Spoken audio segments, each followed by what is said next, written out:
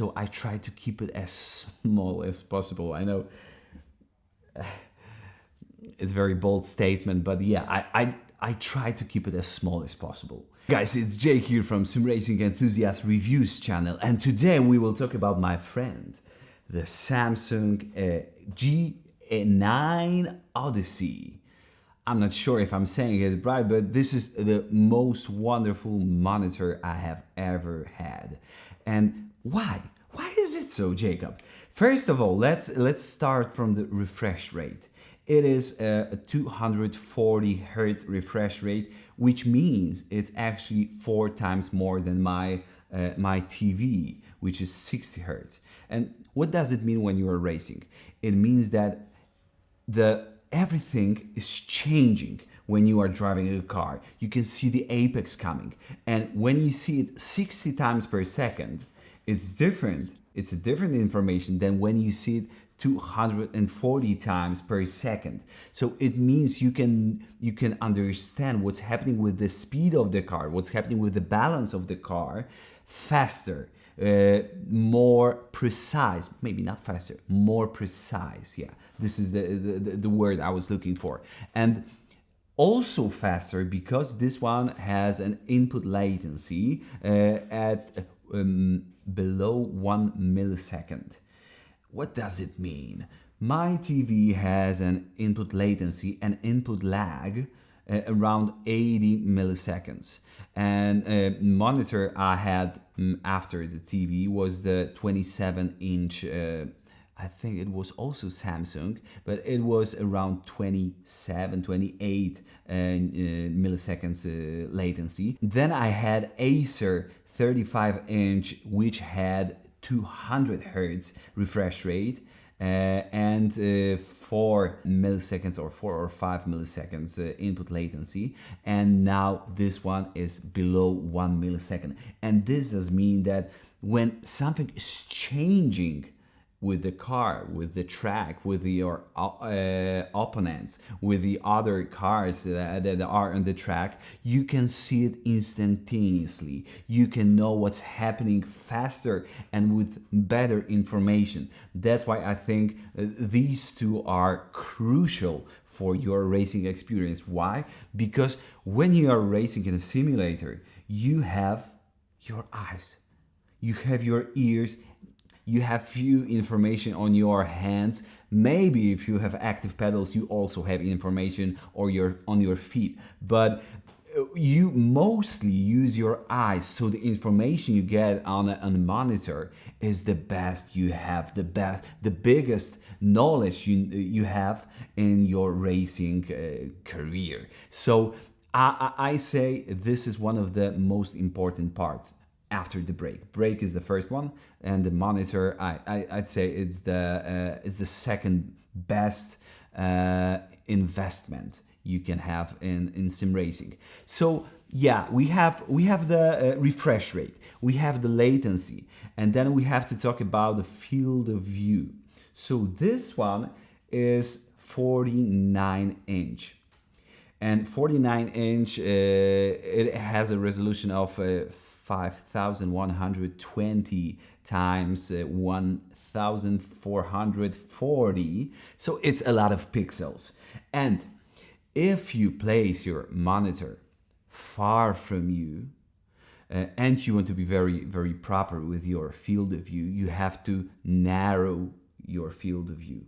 The closer you get your monitor, you can widen your field of view. So with, for example, 27-inch monitor placed on this in the same distance as this one, I would have 2 times more information. And of course, this one is curved. It has a 1 meter curvature, so it means that you can surround yourself with such monitors distanced from you on 1 meter, and you would get a perfect circle. But no one does it. But why this one is superior than a flat one? Because it's surrounding you more, and thus you can increase your field of view. So again, we are talking about more information.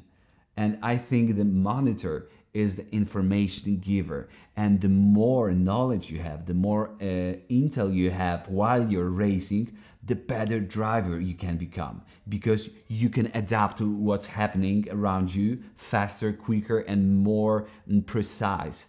And so it's a lot of resolution to be handled by a computer, and you have to invest in a proper graphic card and in a proper PC to make it all sense, because it's not easy to get 240 frames in sims like ACC.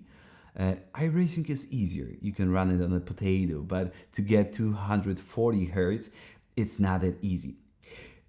You can help yourself when you turn on the GSync. It's ability for your TV, for your monitor, to adjust the refresh rate up to the frames that's generated by the graphics card. So you won't get any stuttering and different bad things happening to your information. So again, 240 hertz, under 1 millisecond of input lag, and then G-Sync. Those are three very crucial things. And then again, if you want to have a proper field of view, you have to adjust it properly.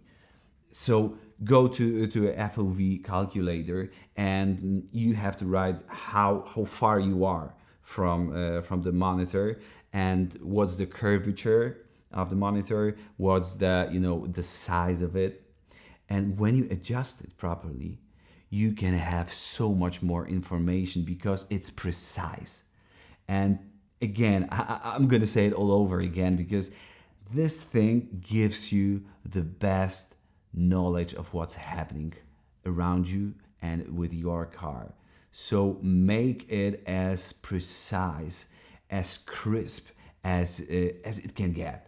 I don't use any FSR or DLSS, anything that's making the graphic card generate more frames, because I don't like the quality of the frames. They seem like soft, with little artifacts, and especially when I'm driving fast cars, everything's changing very quickly. I find it a bit disturbing, so I leave it on the natural options. So if you have problems with your frames, if you need more frames, so you're getting, for example, 30 frames, and you want to have more, then FSR is of course a great option. But anyway, then you wouldn't buy such monitor. This is for somebody who wants to invest in the best options that are in the market. Oh, I heard that Samsung did put out on the market the 57-inch ultra-wide monitor, which would be better than this one, but much more expensive and with much more pixels to be handled by a computer, because the other one is 2 times 4K, so yeah, a lot of pixels. Here it's not that hard. It's lesser than 4K, so you can do it, guys. Have you tried this one? Because when I was thinking about changing my monitor, a lot of people said you have to go to triples. Yeah, I have to go to triples, really? Why? So because the field of view would be bigger. Okay, fair enough. But the other thing you have to take under consideration is that when you go to the simulator, you have to adjust everything. And not every simulator is so easy to adjust with 3 monitors instead of 1. 1 is always easier. So, and the second factor is, of course, the size of everything. I have my rig in my living room, and my wife is not very happy with it. So I try to keep it as small as possible. I know it's a very bold statement, but yeah, I try to keep it as small as possible. So I didn't go for triples for her, and I chose this one. And when she saw that I changed 35-inch monitor to 49, she was, oh my God, you're gonna kill our living room. But no. When I unpacked it, she was watching it and said, okay, this is not that bad. This is actually kind of pretty. So yeah, guys, I gotta say, this one looks very nice. And it's, of course, it's big. It's kind of big. And I did go for a separate stand for it because I didn't want the force feedback, the little vibrations or big vibrations transfer to the display. And also by buying separate mount for it, I can adjust it separately, and thus I can have it closer to me. I can increase my field of view. So again, I'm getting more information for the same money. And guys, if you're looking for a better lap times, if you're looking for a better, immersion and quality of your racing, I'd say try to think about your monitor, because if you're using 24, 27, 29, 30, or other monitors, it's a different quality of experience. Yeah, and I really like this one. I'm happy with it, and it's not very often that you can say that you're satisfied with your sim racing gear. And with this monitor, I am satisfied. What do you think about this video, guys? Please write down in comments. I tried to say everything I could about it. Of course, it's HDR. There are a lot of other stuff like USB hub, but I don't care about it. All I care is the information I get in sim. And this one provides it at the best quality. Thank you for this one, and I hope to see you guys on the next ones.